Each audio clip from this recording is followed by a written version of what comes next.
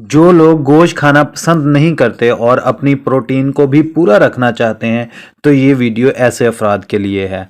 आज हम बात करेंगे कि गोश्त के अलावा ऐसे कौन से सोर्स हैं जिनके ज़रिए हम अपना प्रोटीन लेवल मेंटेन रख सकते हैं।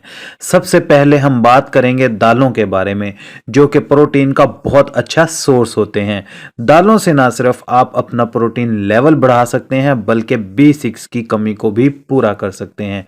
दालों से हम फाइबर भी हासिल करते हैं जो कि हमारा वेट मैनेजमेंट के लिए भी बहुत फ़ायदेमंद है और हमारे ब्लड मैनेजमेंट को भी हेल्प करता है। इसके अलावा सीड्स प्रोटीन लेवल को बरकरार रखने में अहम किरदार अदा करते हैं, जैसा कि चिया सीड्स, पंपकिन सीड्स और तकरीबन तमाम किस्म के नट्स इस अमर में इंतहाई अहमियत के हामिल होते हैं।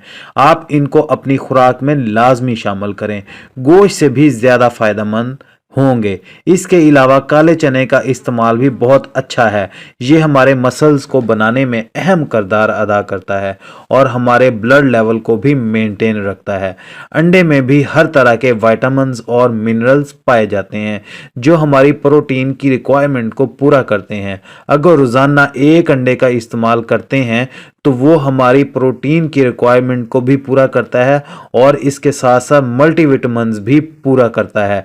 चीज़, योगर्ट और दूध का इस्तेमाल भी किया जा सकता है, इनसे भी प्रोटीन लेवल मेंटेन रहता है।